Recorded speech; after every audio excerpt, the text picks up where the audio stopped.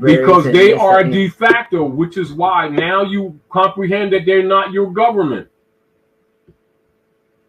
The exercise is to liberate you from the concept that they are legitimate. They have you thinking that you're illegitimate. It's called projection. We told you this a long time ago. Even we have been teaching people over years to send writs. We tell you these are what? Proclamations and notices. You don't expect a response from them because they're not the legitimate government. But you needed to know that because you keep putting your faith and trust in them. They keep showing you they're de facto. Let's look at this realistically. How is it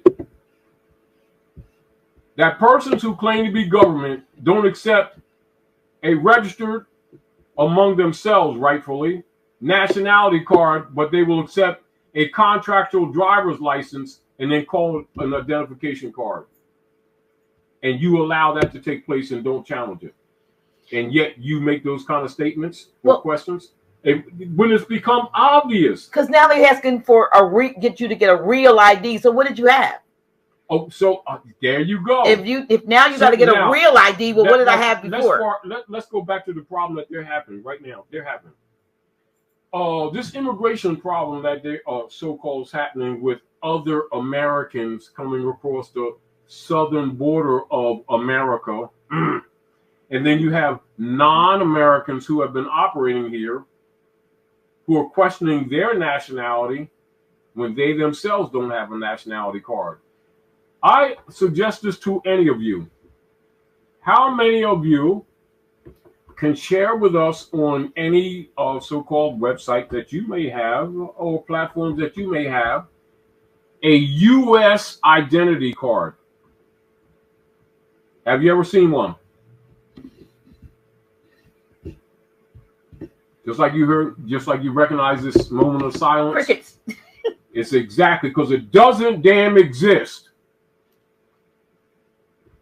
So if they're claiming that a Moorish nationality card of identification is not the real one, tell them to show the real identification card.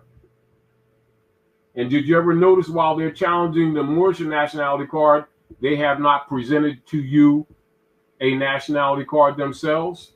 It's called projection, which I told you of before. And the people keep giving them the credibility of being the legitimate government to even challenge anything. And they're de facto, absolute. Now, you see, years ago, Dr. Naila, remember about 7 years ago, myself and Sister Delilah shared with the people, we gave people copies of the United States Corporation registration. And you seen their corporate papers, and we showed you their corporate papers to literally show you the documents. Yeah. That they are a private corporation. They're not, quote unquote, a national government. Even incorporated here in Delaware. Of course, it right around the corner. Right around the corner. And do you notice that most of all of their subdivisional corporations that are all over across the land, and even in Canada, and even in Australia, are registered around the corner and on the U.S. stock market? It's not a secret. And all of these intelligent people who are teaching law and civics won't tell the people that, will they? Why? Because most of them are getting their little paychecks from these subdivisional entity operations. If you vet them, you'll see that they're associated with bar associations and the Board of Education. So they're not going to rock the boat. So they're always going to talk against Prophet Noble Drew Ali, and they're always going to talk against the Constitution for the United States, which comes from Muslim law.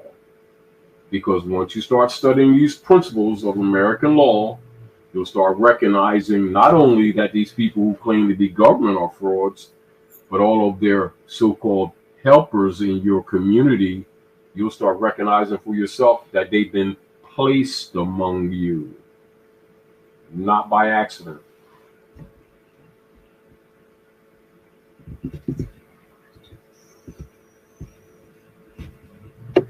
Let me see.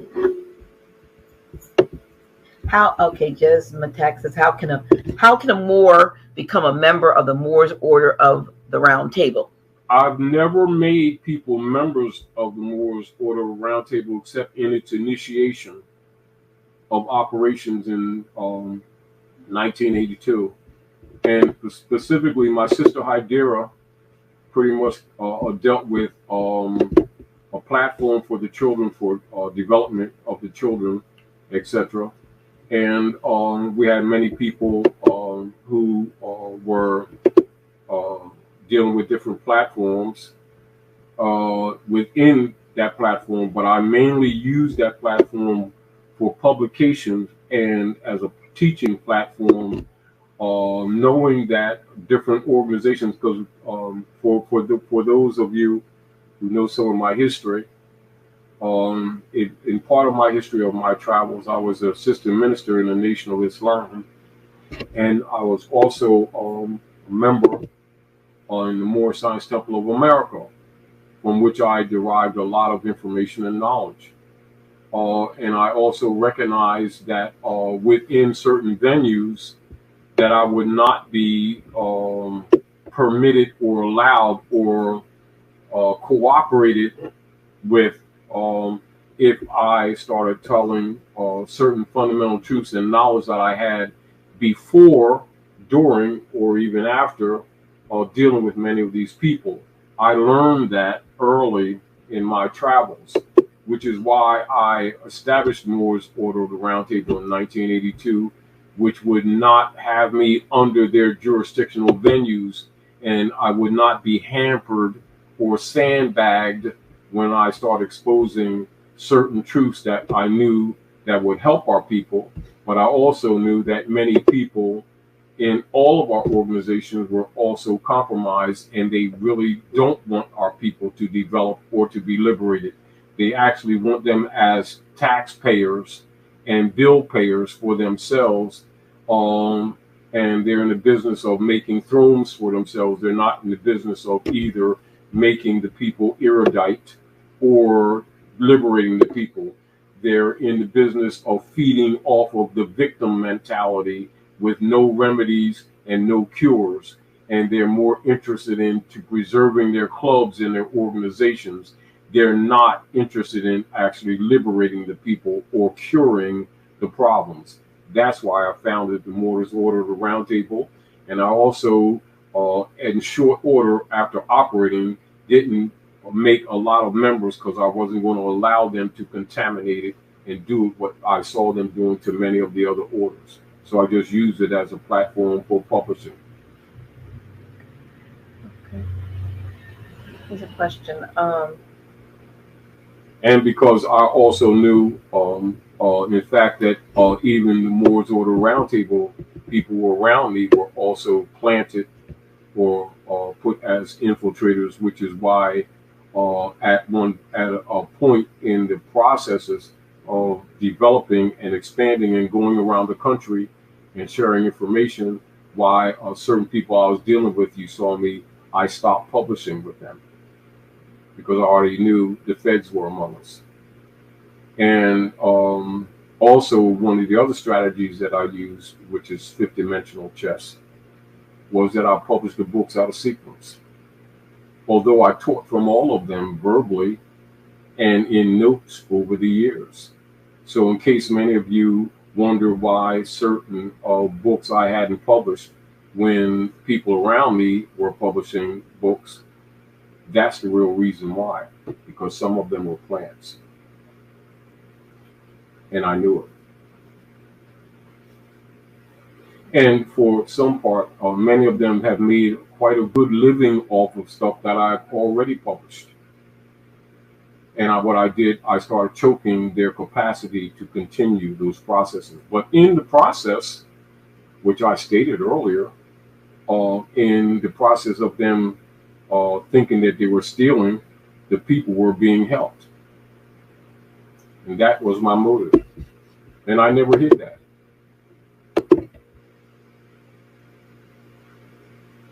Okay, good question. How did Al-Andalus become Spain, and what is the origin of the so-called Spanish and the so-called quote-unquote Jewish people? Who are they really? This is now break the question. Ask two different questions. How did Al-Andalus become Spain? Now remember, after the fall, or basically they call it the War of Granada, and they also call it the fall of the Red House. That you hear them use that term in their Masonic orders, Red House, Blue House type thing. And you'll hear the Alhambra, which is considered one of the wonders of the world today. People from all around the world go to visit the Alhambra, and even to the day, different aspects of the Alhambra are still used on military operations, etc. And that is a Moorish city in Al-Andalus, etc. And after Boabdil ceded the Alhambra to the Visigoths, to the hoarding hordes of the hybrid Europeans in the wars, etc. That's where you get your Mummers Parade celebration in Philadelphia, January the 1st, etc. Because January the 1st, they near midnight is when the Alhambra fell, 1492. And so this is why they talk about the Columbus operations, which is really a military operation, not so much a man, of the conquest of the Moors. And in order to cover up Moorish history in Al-Andalus, after the fall of the Moors, they called the area Spain, and then they called Moorish Latin, which is the language form, Spanish, to cover up Moorish history. So when you hear the word Spanish, Spanish don't damn exist. It was constructed as a cover-up of Moorish history. Spanish as a language is to cover up Moorish Latin. Spanish as a people is to cover up Moorish descendants, etc., of Al-Marak, etc., America, and of Al-Andalus. Yeah. And keep in mind, when you're looking at both the linguistic form and the nature of the structure of government, you're looking at the masculine and feminine principle infused in both the language. So you'll hear Al-Andalus and you'll hear Al-Andalusia. So you have the feminine and masculine form of linguistic transmission of communication in harmony with nature.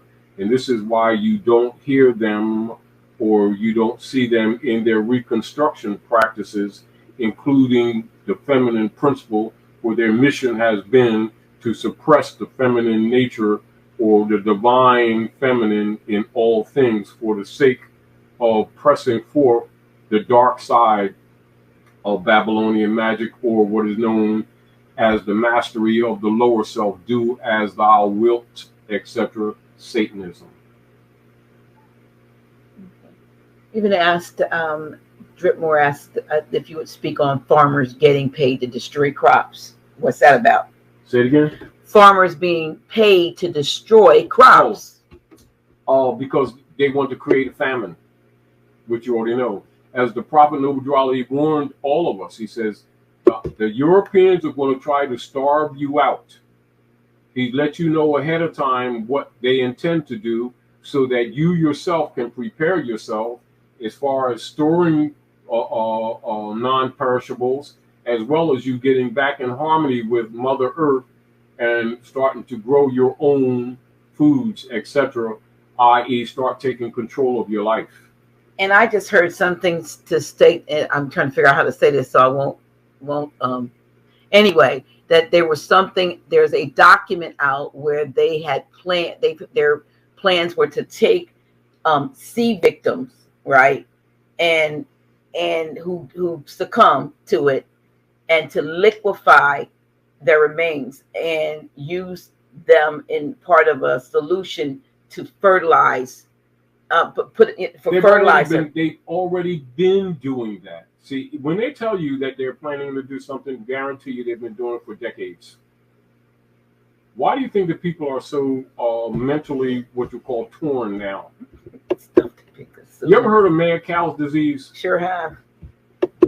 If you start looking at the degenerated level of intelligence among people in general, how many people know when they go to fast food operations that those fast food operations were really set up from a military perspective for actually getting rid of corpses and putting it into the food supply as hamburger, and that already in world court there are suits that are presently being litigated for human DNA being in all of your fast food so-called burger joints that the people been eating their own babies. But there's a certain amount that they said they've approved. Look, they've approved a certain percentage. It could have. They approved. The fact that they even approve it is an admission that they've been doing it, isn't it?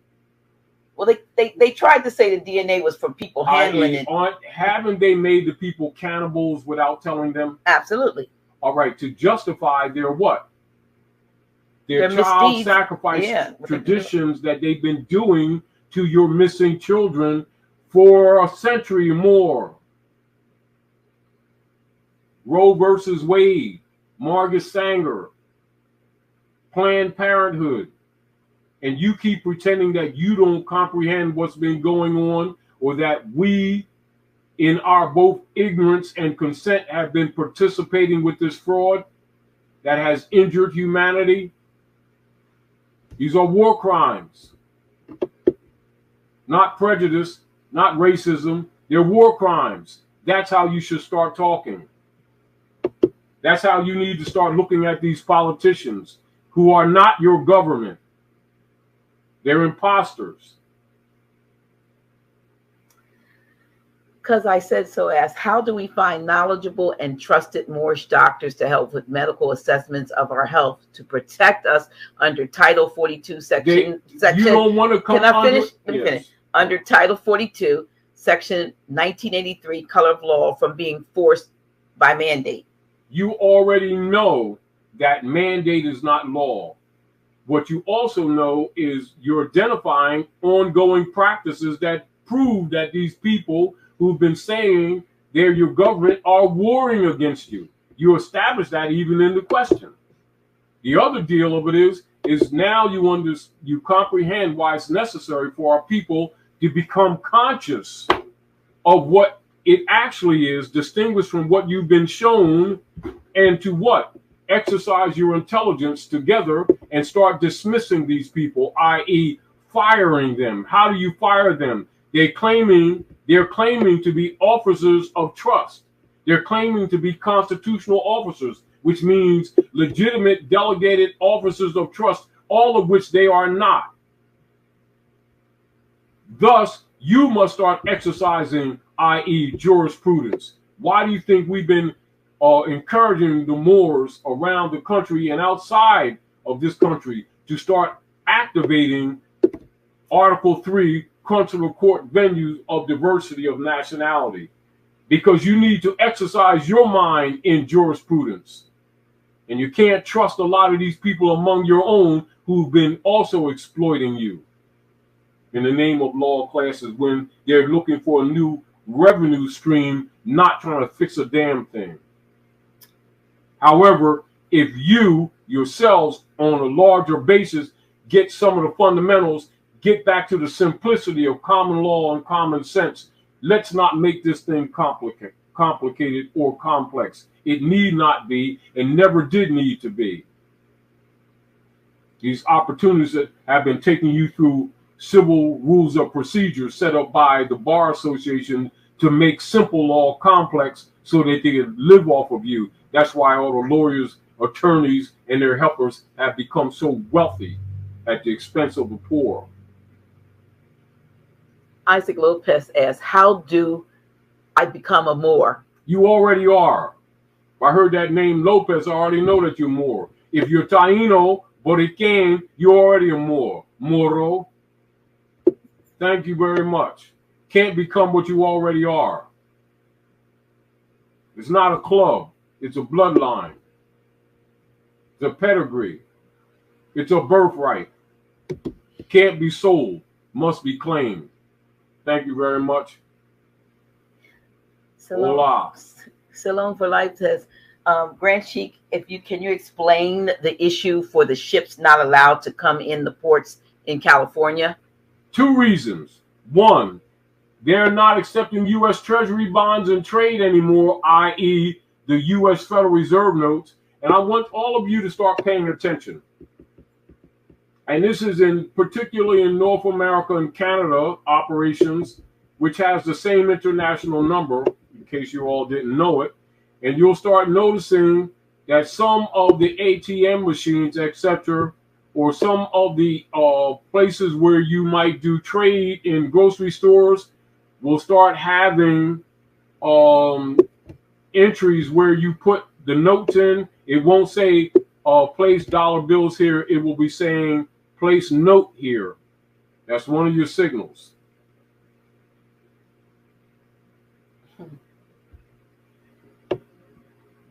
In other words, the hybrid operations are being phased out, and they're not accepting U.S. Treasury bonds, which we've been telling you all for the last year, that they would stop accepting U.S. Treasury bonds, and you would have a feedback loop, which is happening right now. And this is why you're having a supply chain issue all over, i.e., and as Dr. Naila mentioned to me earlier today,